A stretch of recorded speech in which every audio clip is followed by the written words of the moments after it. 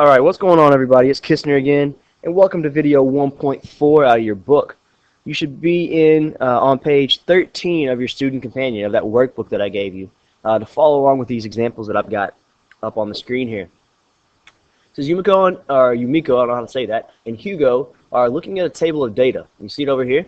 It says input right here, output right here. This is like X and Y. Describe a pattern for Yumiko found for finding an output value. So I've already got this typed in. You can go ahead and answer these questions if you want to and pause the video and see if you got them right, or you can just copy down what I have. The pattern that Yumiko used was she found that each number is 4 more than the previous number. See right here, she had originally 1, and then she realized that 5 was 4 more, and that 9 was 4 more than 5, and 13 is 4 more than 9, and so forth. Okay? How did Hugo do it? Well, Hugo used a formula. He realized that it's just going to be 1 plus 4x. Okay, 1 plus 4x. When we compare these two, you realize that both of them work. Which method would be more useful in finding the 100th number in the list, and why? I think Hugo's would be, simply because you could just plug in 100. You don't have to go on and on and on. And those of you that have had me in probability statistics, or are currently having me in probability statistics, we have covered this section already.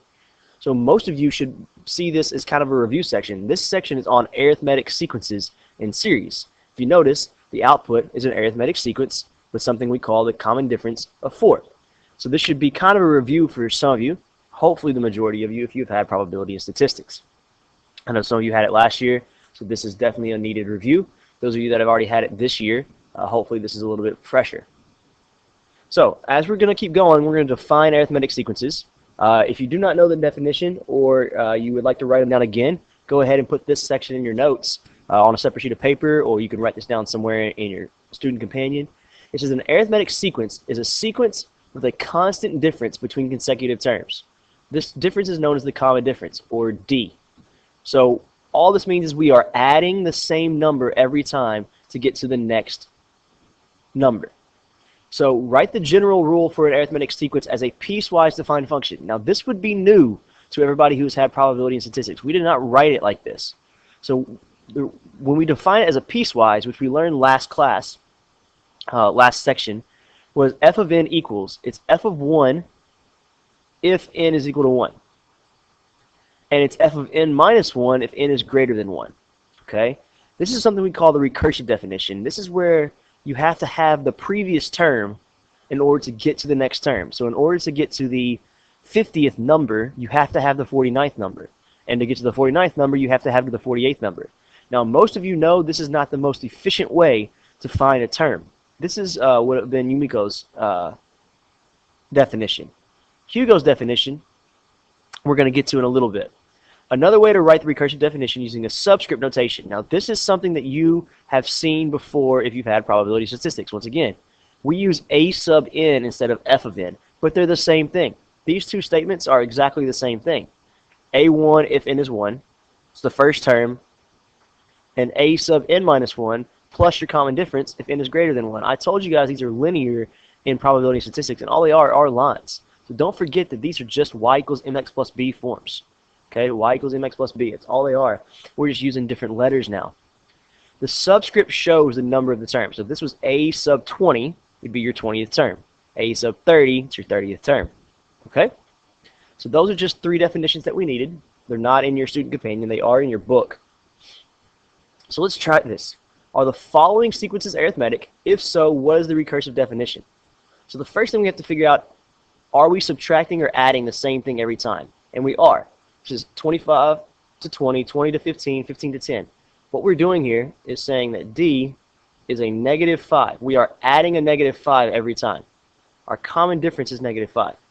So, in order to write the recursive definition here, I'm going to go back and look, because this is something that I have to look back up before we actually get into it, because I don't teach it like this in probability statistics. So it's a sub n equals a1 if n is 1, and a of n minus 1 plus d if n is greater than 1. So I'm going to write that down just to have it on my paper here. So a sub n equals a sub 1, just a sub 1,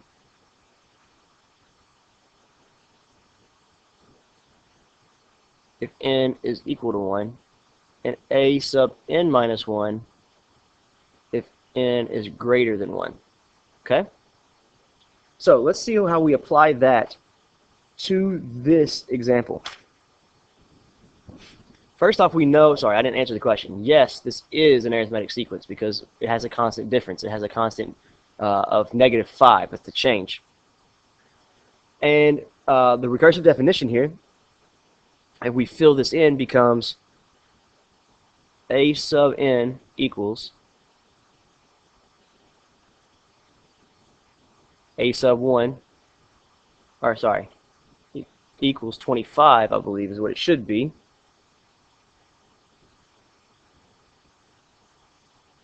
If n is equal to 1, because that's our first term. A sub 1 is our first term, 25 is our first term, and it's a sub n minus 1 minus 5, sorry, if n is greater than 1. Okay? So this will give us our definition without a doubt. If n is 1, it's 25. If n is 2, it's a sub 1 minus 5. So that would be 25 minus 5 is 20. That should be our second term, and it is. So that always works. Let's check this one. And what I always do is I come through and say, all right, this is plus 2. 2 to 4 is plus 2. This is plus 3. This is plus 4. This is plus 1. Plus 5 is what that one is, sorry. Is this common difference the same? The answer is no, so therefore this is not arithmetic. And arithmetic is just spelled like arithmetic, okay? But it's not arithmetic, all right? Because our constant difference is not the same. Our common difference, sorry, our constant difference or our common difference. All right, so those two are just straightforward arithmetic sequence questions. And the recursive definition is not hard to write. You just plug in your common difference. So, an explicit definition is what most of you have seen before. It's sitting right there, and I don't know why that one's the only thing that's highlighted. This should be highlighted as well, because that is just as important. The explicit definition, also written as a sub n equals a1 plus d times n minus 1, and sometimes you see the common difference on this side of it, but it doesn't matter, allows you to find any term in the sequence without knowing the previous term. This is really nice if I say, what's the 500th term? Because sometimes you don't want to add up 499, and you have to have the 499th term to get the 500th term. So we're going to translate between recursive and explicit forms. This should be the next example in your book, in your student companion. For the recursive definition, a sub n equals 45, and a sub n minus 1 minus 2 when n is greater than 1 can give us the explicit definition. In order to write the explicit definition, what I need is a sub 1, which it tells me is 45. I need n, but I actually don't need n because I need a recursive definition. N will not be given to me. And I need the common difference. It's the only two things I need.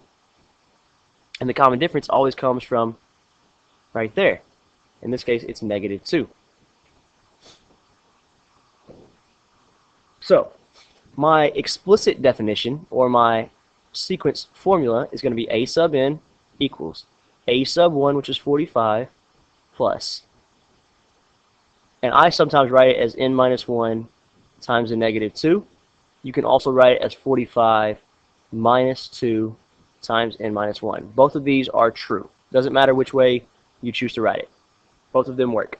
This is more from Prob Stats. This is how I taught it in Prob Stats.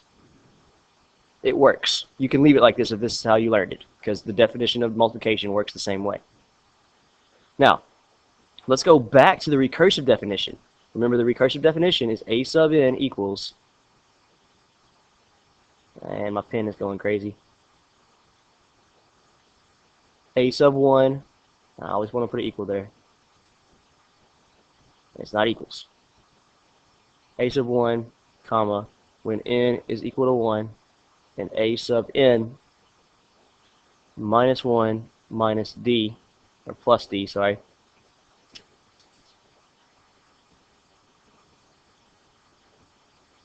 Yeah, plus D when n is greater than 1. Let me double check that.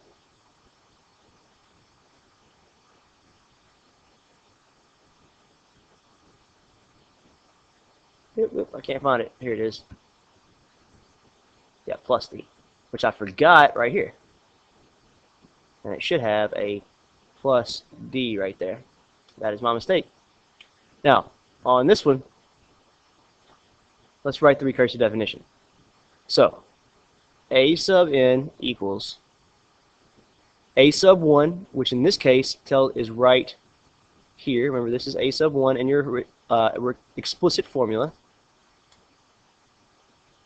So it's going to be equal to 1 when n is equal to 1.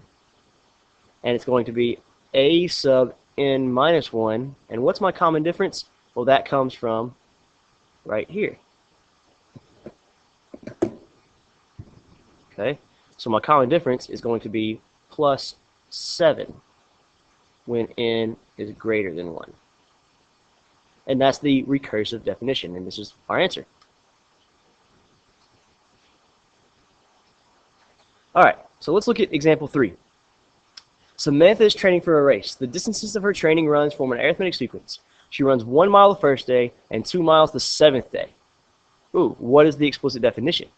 So it skipped a bunch of days here. Skipped a bunch of days. So the way that we can do this one is we have to find out what our common difference is. Now you can list your sequence and try to fill in the gaps. Okay? And that's probably what I'm going to do. I know if I list my sequence, it goes 1 comma, dot, dot, dot. Well, actually, it doesn't do dot, dot, dot. It goes 1 comma, blank, comma, blank, comma, blank, comma, blank, blank. That's 1, 2, 3, 4, 5, 6. And I know this is 2, because that's their 7th day. This is a sub 1, and this is a sub 7. Now, there are a couple of ways to do this. Algebraically, I'll show you how to do it, but we need to know what the common difference is. We need to know what D equals in order to fill in a sub n equals a1 plus n minus 1 times D, the explicit formula. So, I know a sub n can be 2 when n is 7. So I'm going to plug that in. I'm going to say, I'll do that over here actually. I'm going to say a sub 7, or 2, equals a sub 1 plus 7 minus 1 times D. And I'm going to solve for the common difference. So that's going to be 1 equals 6D. So D equals 1/6. And now I can plug that in. I don't need to fill in every blank. All I need to do is fill in my explicit formula.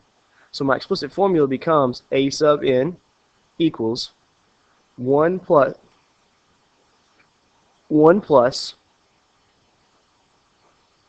n minus 1 times 1/6.